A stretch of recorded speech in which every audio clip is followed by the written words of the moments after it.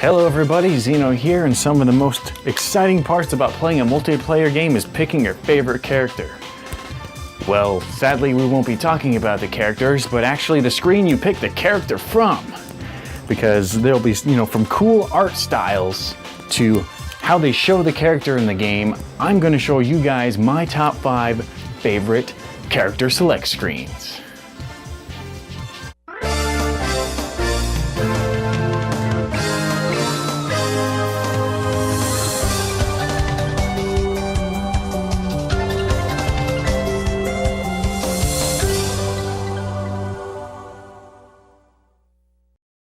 Alright, let's get this video started. Number 5 is the Mario Kart series, and we're going to go start right off with Super Mario Kart, where on their character select screen, you get to see the full character right there in action, the character you're going to see in-game. You get a full 360 view of the character, and usually when you select them, they have this little emote that shows off a little bit of their personality, which is pretty great.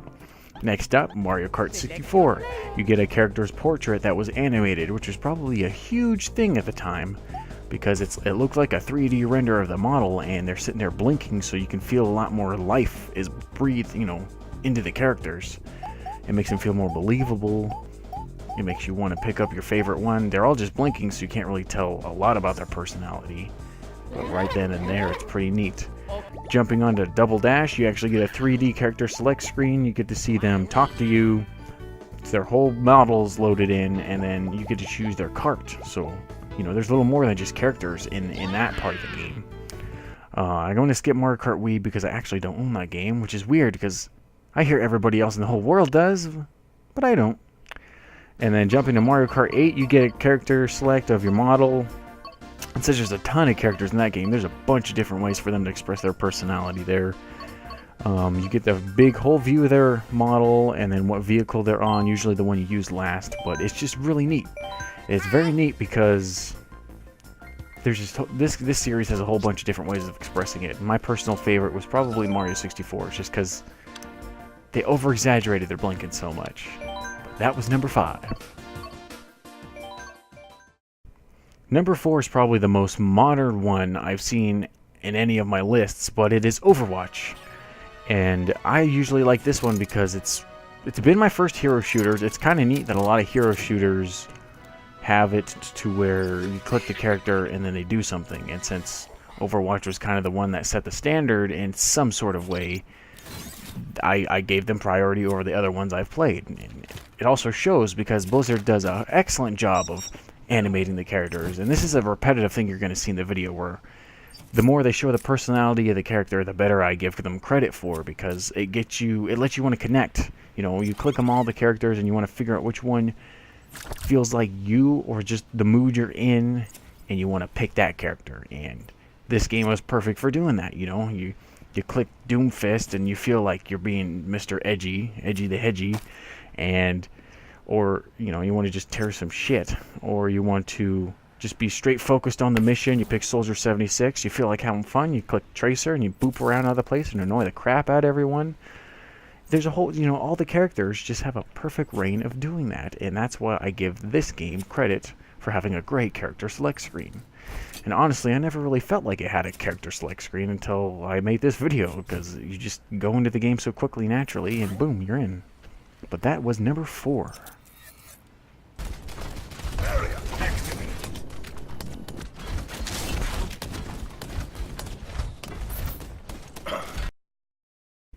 Number 3, one game right here, FZero GX. Now, sadly, I haven't really played a lot of the other games in the series, but this one just takes the cake, because you get a 3D model of the vehicle you'll be driving, you get a pilot profile picture of the character who you're going to be playing as, and that just sets the tone right there.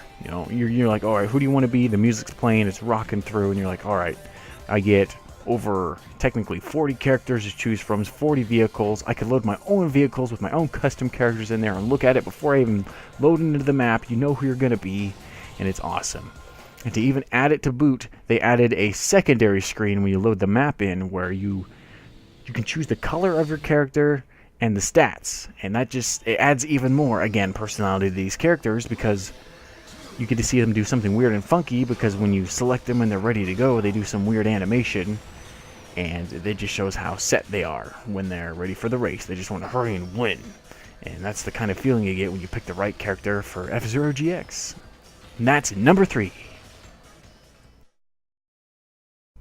I gotta say, number 2 is a tough one, but I gotta give it to the Dragon Ball series, because they've changed up so many different ways how they show off the characters in the show, where they show 3D models. They've handed by tons of different developers, but mostly I like it because they get to show off the art style. You know, how can they display Toriyama's art style in 3D, or do they do plastered a whole bunch of 2D of his art assets and display it as characters on the screen, especially in Budokai Tenkaichi 3, where there's literally hundreds of characters in the game. You get to see a picture for every single one, so you know who you want to play as. You can skip right to loading into the game.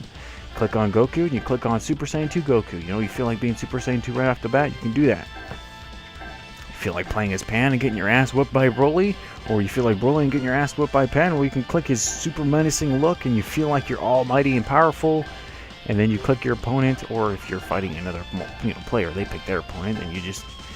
There's a lot of tension in that character select screen, because there's just so much variety of the characters. You can sit there for 5 to 10 minutes before you even figure out your character, because you're like, okay, I want to be Vegeta, but which Vegeta do I want to be? This cool looking normal Vegeta, Vegeta when he landed on Earth, Vegeta when he was on Namek, Vegeta when he's a Majin, Vegeta when he's a super baby Vegeta from Dragon Ball GT. You get to look at every single one of the pictures. It's overwhelming, and I like it. And that would be number 2.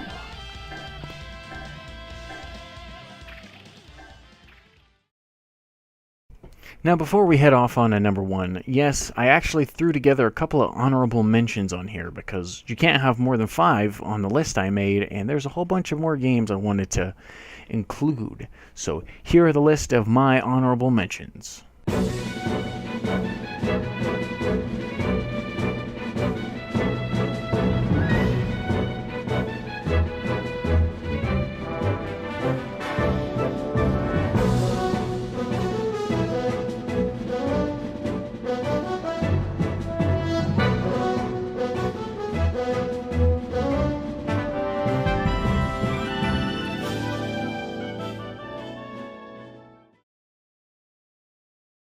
Alright, number 1 was the whole reason why I wanted to make this video, and it is the Soul Calibur series. This was the first thing where I just truly appreciated the character select screen.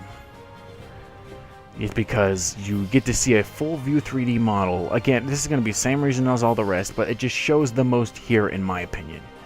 You select your fighter, you do some cool, I'm going to get my ass whooped, or I'm going to kick some ass, kind of look. And then you load in, and it does the whole versus thing, and then you can even taunt before you even fight. You know, you can taunt your opponent before you even fight. They have multiple different skins. You can view it all in real time before you even start your match. You can unlock even more characters, more skins. You can even select a weapon, and they give you even your own preview screen of the weapons you want to play at, play with your character with. You know what I mean. This thing just had a whole bunch of customizability going for it, even before the customized character came in. Because I have mostly been talking about Soul Calibur 2, but games like Soul Calibur 4 and 5, and even 6, then they unveiled the character select trailer. There's just so much you can do there. You can preview your own character, like I have with Dart from Soul Calibur 4, which is my avatar for YouTube and all that kind of cool stuff. Soul Calibur just set the bar for me for character select screens, and I've always wanted to do some cool 3D one if I were to ever make my own game. And they sit there and they make the weirdest taunt before you even enter the taunt screen, where they say something that doesn't even make sense, like Zhanghua or Raphael. They just don't say anything that comprehends it. It's hilarious, and it just makes you want to go through all the characters and figure out what they're saying. It makes you want to sit in that character screen forever. Oh, and don't even get me started on the music. So epic, so awesome, you just want to go into the game and kick everybody's ass. Get you invigorated to want to play the game and be the best Soul Calibur player you ever want to be. But overall, I would say Soul Calibur the series probably is the best, my best, and or favorite character select screen.